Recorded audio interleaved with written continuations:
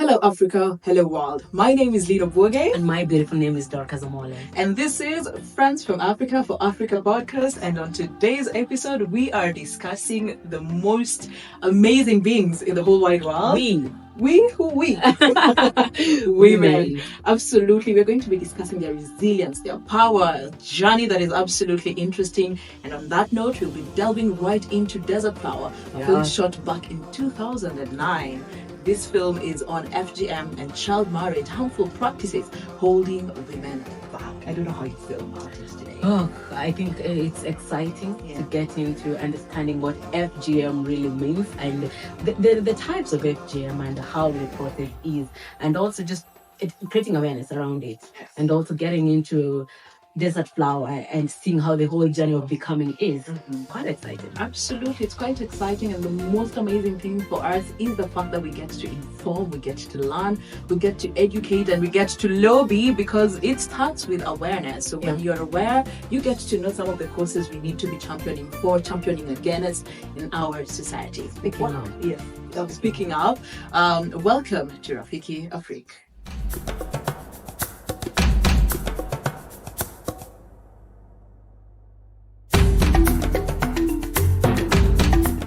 Desert Flower is a film that highlights the journey of a young, beautiful woman. This is Waris, who happens to have come from the desert all the way to top modeling.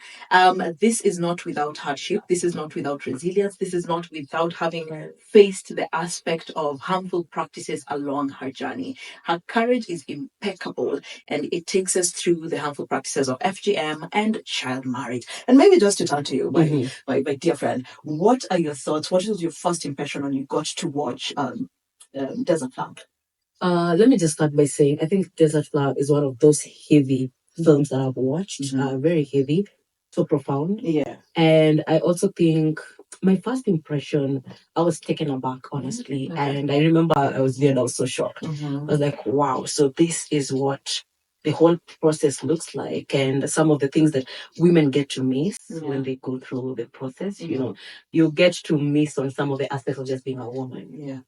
And also the whole journey of resilience, the confidence that it took, the courage that it took her to get to the level where she did, to a point of speaking up, to the whole point of now creating a foundation around FGM and understanding now the whole process of FGM. And also not being so much in that field. I think now, with you being in that field for quite some time, it is a good learning curve.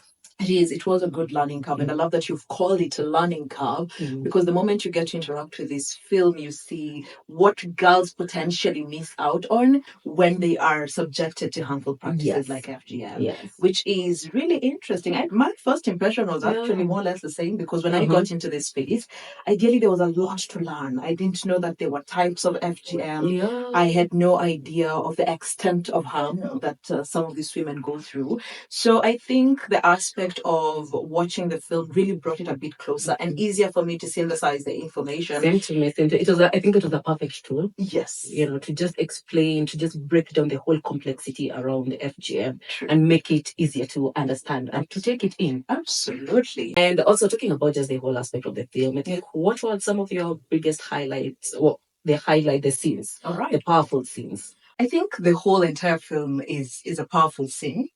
It has powerful messages, but my highlights, my greatest highlights would be the moment she was being married off to a very old man. She decided, this is not for me. I need to get out of here. I am taking a risk. You know what a risk it is for a child to choose to run across the desert, to run away from home, choosing the unknown and a world that she does not know, she's not familiar with, but she chooses to go. I think that was a very powerful scene for me. The other scene for me that is extremely powerful is her journey of becoming, the modeling point of it, where she coming out of the shell, where she breaks loose and she decides, you know what, I'm going to be free. I'm going to live life on my own terms. I am not going to be defined because what I went through, and I'm not going to be defined by what has been stipulated by the world, that as a woman you need to undergo the cut, to be clean, to be this, to be that. And I really think her journey of becoming is one of the most amazing moments to watch in this in the film. And I think that is the whole process actually of that film, and that the purpose of that film is just to show you that this should not define you as a woman. It doesn't mean that you're unclean. It doesn't mean that you're not fit in the society. I think that was the whole what the whole film was trying to depict. Absolutely. And I think for me, the powerful scenes I would say was that cry that she made when she was a young kid going through the process. I think that cry was too piercing, was very painful, for a young kid at that age. Who does not even understand what Who does not even understand what FGM is, who does not even understand what is the card for. Absolutely. And also I think the other thing that I would say was a bit powerful or was powerful is the part that the mother saw her running away and she was like, just go. Yes. She didn't even hold her back. She didn't even try to explain to her why she needed to remain. For sure.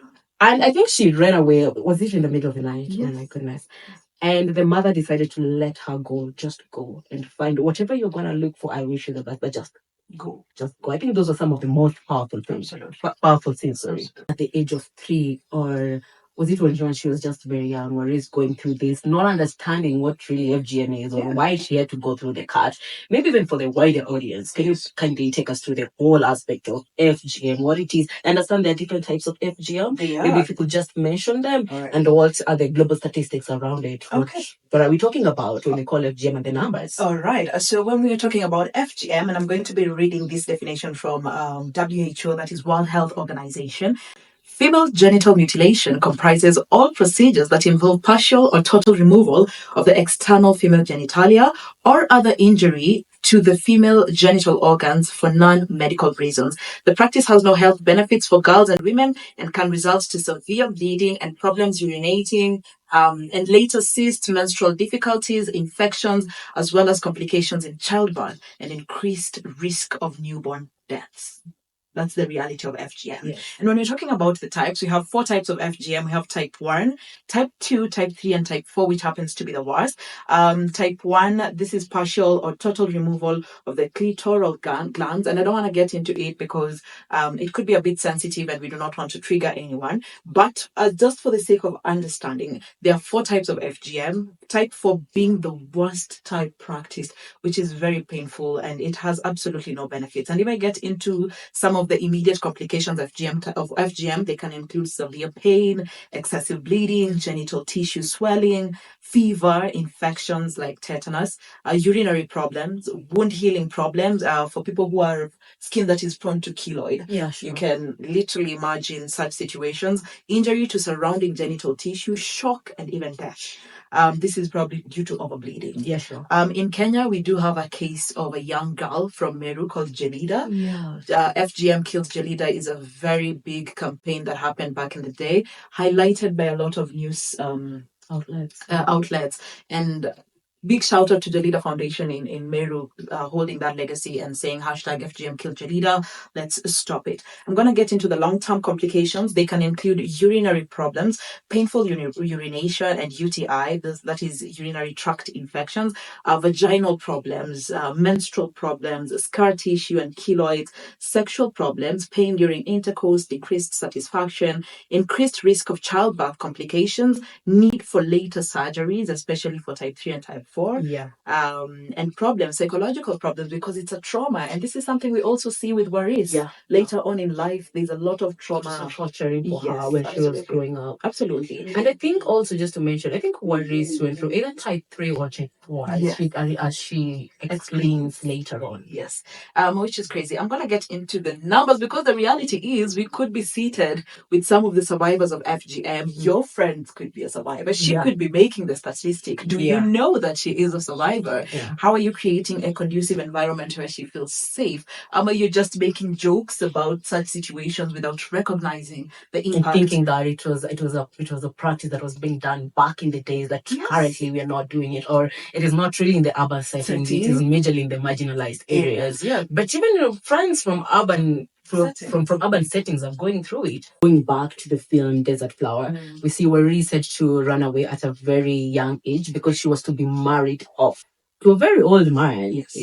And I think there is a connection between between FGM and child marriage. Yes. What is this connection? If Let me start it off by saying child marriage still remains a menace as well. Recently on TV, we saw a man allegedly who beat up a 17-year-old, a 55-year-old man who beat up a 17-year-old girl who was his wife, allegedly, which is very sad, and that is in Kenya, Wajir. So it can also, so child marriage can also stand independently. It can stand and it can also marry with FGM. And it can marry with FGM. And the relation they have with FGM is that sometimes, and then I'm trying to find an easier way to explain this, it can be a precursor.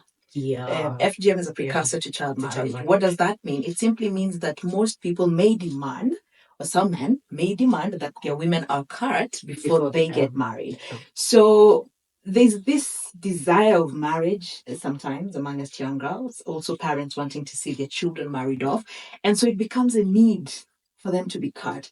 For you to be married, for you to become a woman in society who has a home and family, you need to be cut. This is a very sad situation because, and first of all, it makes women carry the responsibility of a home at a very, very young age. You find girls at 13 who are wives. And that's the sad reality. If you're somewhere and you're thinking it's not happening, it is happening. You find young girls at the age of 13, 14 carrying the burden of organizing kids and being pregnant. And there's a lot when it comes to even maternal health that they're not ready for at that premature age. So it is a very scary situation. And I think that's why we call for male allyship. That some of the men need to be informed and be aware of what goes on during the FGM process. This way, it helps them make better decisions. How? If you're aware, you make informed decisions. If you do not know what a woman is being subjected to, because it's painful. It's sometimes you just demand, but you really don't understand what the whole process is.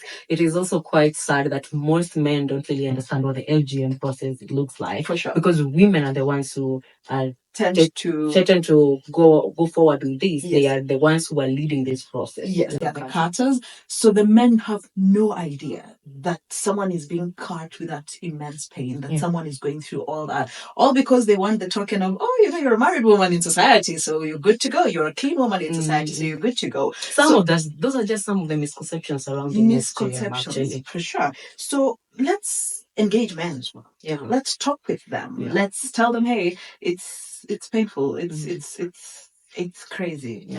And also this is just to mention this. I think that's where I also always have a problem sometimes with women empowerment in mostly sometimes in an urban setting. Can you also take the same vigor? Can you also take the same energy to these marginalized areas? For sure. As we are talking about women empowerment, to what extent? It is education. More women need to be educated. So are we also taking the same energy? Are we understanding women empowerment sometimes is not just really understanding your rights from just a biased point of view? Yes. Taking it back to women need this child marriages need to stop. Sometimes you just come online and say child marriage. But can you also go to the ground where this is happening, understand why it is happening, and now create awareness from that point? Not just creating awareness from a social media point of view, because you understand some of these people, they don't even access this information that we keep on talking about. Can we just break down that information for them to understand? We still have radios in those areas,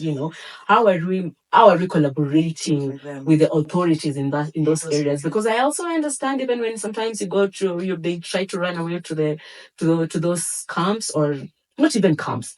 Let me say sometimes they try to run away to the police or police stations to get help. It's like hell. But that is what our culture does. That is needed for you as a woman. So they don't really get that help. And do we have those camps that these children can? Sorry, do you have those camps that these kids can run to? And I like that you brought up a couple of points: collaboration. You've talked about mainstream. You've talked about talking to people in marginalized areas and communicating with them. And I think when it comes to collaboration, we are looking into even grassroots organizations that are doing a good job. A big shout out to them. Some of them that are actually having camps, I can say in Korea, a big shout out to Zinduka, which has a camp in Korea, Migori, Korea. And I hope that one day, Zinduka, we will find some time and come to your place and get to see the kind of safe camp. They have beautiful girls.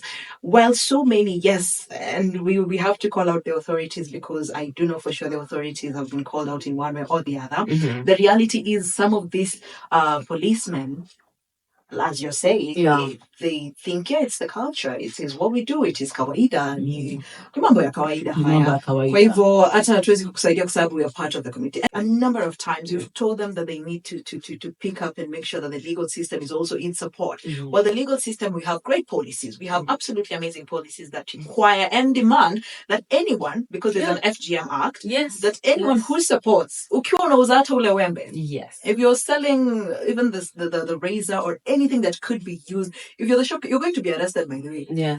You know? But my question is, how do they have an understanding also of there is an FGM Act? They do, and I think majority of these grassroots organizations are doing that job. But I think it's time to amplify it more. Even for the communities themselves to understand. Yes. It doesn't let it not only remain at the organization level.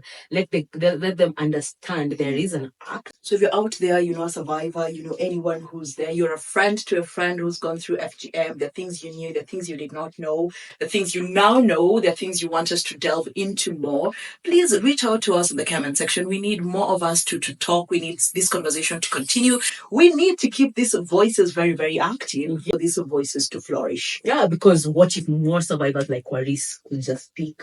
And if we really truly listen, are really listening to them, because sometimes I just say, these people are not far away from us. The survivors are not far away from us. They can be your friends, they can be your colleagues, you know, they can be your classmates. And are we creating a safe space for them to just speak up? You know, it can be in marginalized areas. It can also be in urban settings, because as you have said, it is carried in both settings. For sure. And when we're talking about voices like Waris, I think that's her power for me. Yeah. When she transformed her pain into power. The moment she had an interview, which is one of the most powerful scenes, by the way, we forgot to mention, but that she told the interviewer was, I do not want these stories of shallow stories of me coming from the desert to talk modern. I want to speak about the day that actually changed my life.